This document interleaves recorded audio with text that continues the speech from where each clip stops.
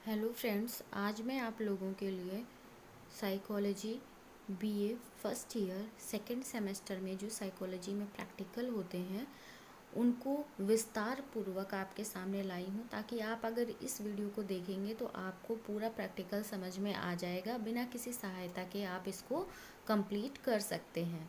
तो चलिए देखते हैं। ये है हमारा फर्स्ट प्रैक्टिकल, जिसका नाम है सरल प्रतिक्रिया काल, जिसको आप सिंपल रिएक्शन टाइम भी कहते हैं।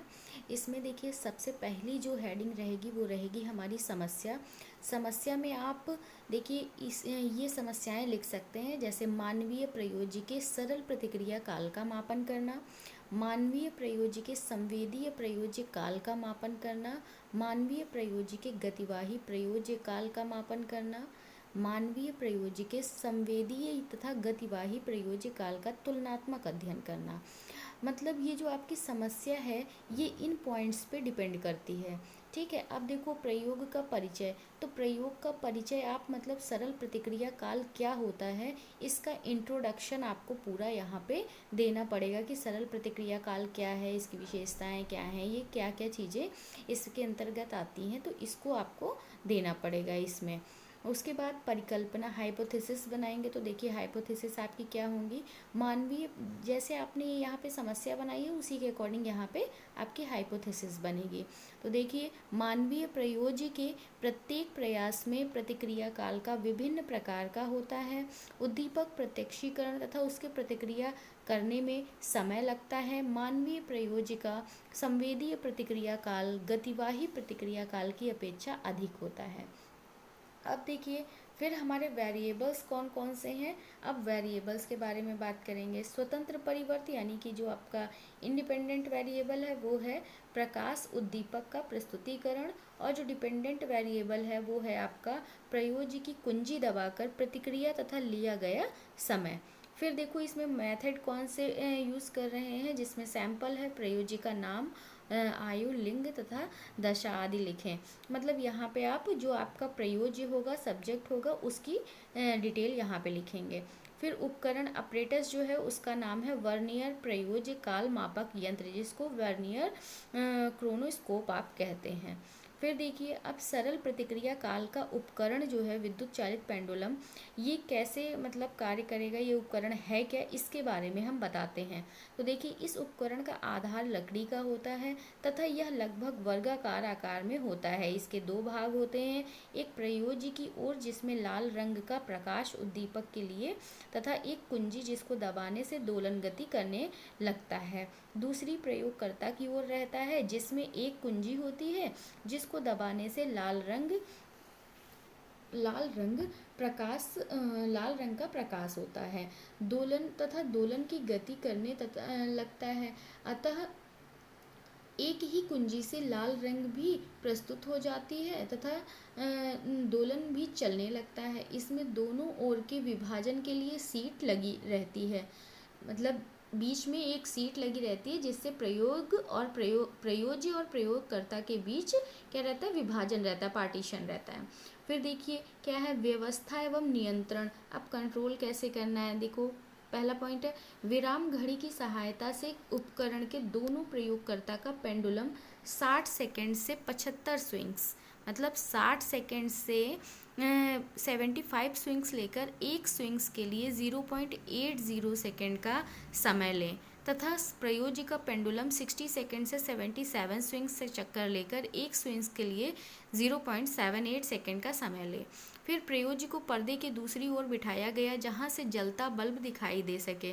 वातावरण शांत रखा गया, प्रकाश का प्रबंध किया गया। दोनों पेंडुलम जब तक समांतर नहीं आ गए उनके द्वारा लिए गए स्विंग्स की संख्या गिनते रहे।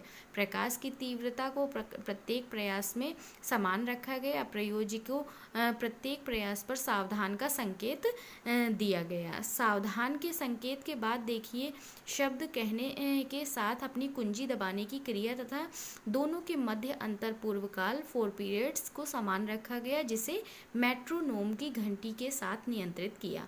इस प्रकार प्रयोज्य से कुल 20 प्रयास लेकर प्रयोग समाप्त किया। मतलब आपको इस प्रयोग में 20 आपको अभ्यास उसको कराने हैं, 20 प्रयास उसको कराने हैं। ठीक है, और 20 प्रयास आप कराएंगे और उसको काउंट करके आप उसको लिखेंगे।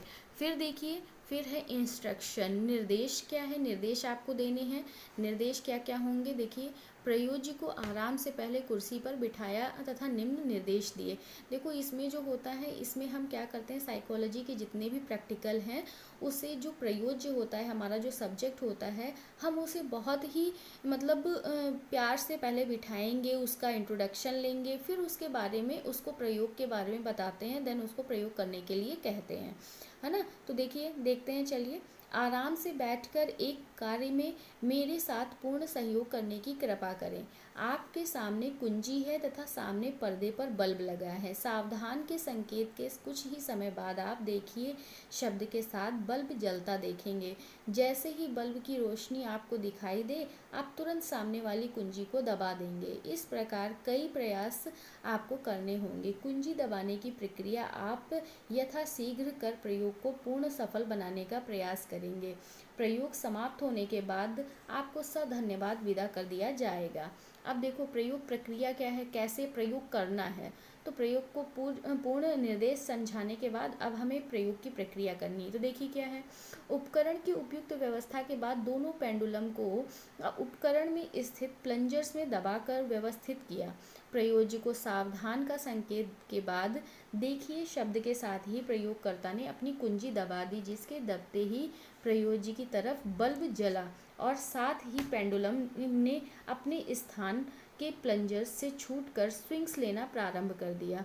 फिर क्या हुआ, जैसे ही बल्ब देखकर प्रयोज्य ने अपनी कुंजी दबाई, उसके पेंडुलम ने स्विंग्स लेना प्रारंभ किया और साथ ही प्रयोगकर्ता ने स्विंग्स की गणना उस समय तक बनाए रखी जब तक कि दोनों पेंडुलम के चारों धागे समांतर नहीं आ गए। फिर स्विंग्स की संख्या को निर्मित तालिका में लिख लिया। अब स्विंग्स की संख्या को वर्नियर स्थिरांक जो है वो 0.02 सेकेंड ही रहेगा, से गुणा कर प्रत्येक स्विंग्स के लिए समय की गणना कर ली। फिर सभी 20 प्रयासों के लिए इसी प्रकार गणना कर कुल समय ज्ञात औसत प्रक्रिया काल कर लिया। फिर क्या है, इस प्रकार पूर्ण कार्य हो जाने के बाद प्रयोज्य को सधन्यवाद विदा कर दिया। जब आपका पूरा 20 अभ्यास हो जाएगा, 20 प्रयास हो जाएगा, तो आप उसको थैंक यू कह के उसको जाने के लिए बोल देंगे, विदा कर देंगे, ठीक है। फिर देखिए, फिर क्या है, निरीक्षण है।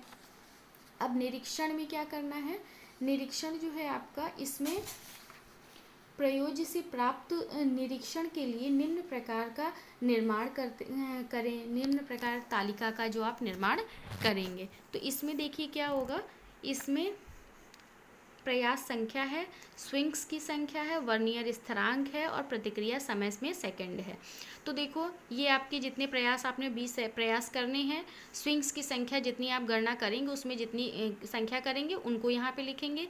वर्नियर स्थिरांक 0.02 सेकेंड ही होता है और फिर इसको आप जितना आपका सेकेंड समय आया होगा उतने समय में उसको गुणा करके आप यहाँ पे लिख देंगे। फिर देखिए गणना, सभी प्रयासों की प्रतिक्रिया समय को जोड़कर प्रथम 10 प्रयास का पहले आपको मीन ज्ञात कर लेना है, उसके बाद द्वितीय 10 प्रयास का मीन ज्ञात कर लेंगे, फिर पूरे 20 का करेंगे।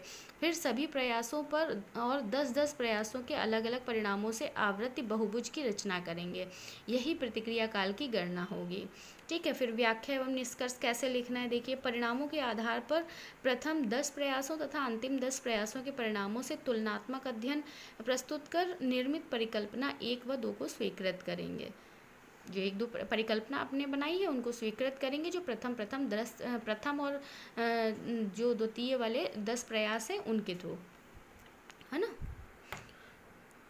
और देखिए अगर आपको तीसरी जो परिकल्पना आपने बनाई है उसको भी अगर आपको सिद्ध करना है तो आप क्या करेंगे, तृतीय परिकल्पना की जांच के लिए प्रयोज्य को निर्देश देते समय यह विशेष रूप से ध्यान रखा जाएगा कि प्रयोज्य का ध्यान प्रथम बार में बल्ब के जलने को ध्यानपूर्वक देखना की ओर निर्देश करना तथा प्रयोग की दूसरी अवस्था में प्रयोज्य का ध्यान जलते बल्ब को देखकर सामने की कुंजी को यथाशीघ्र दबाना की ओर निर्देशित कर दोनों अवस्थाओं के परिणामों से तुलना कर निर्मित परिकल्पना की परीक्षा करनी होगी और तथा उसे स्वीकृत अस्वीकृत करना होगा। अगर आपको मेरी वीडियो अच्छी लग रही हो तो प्लीज़ लाइक शेयर सब्सक्राइब करें। Thank you.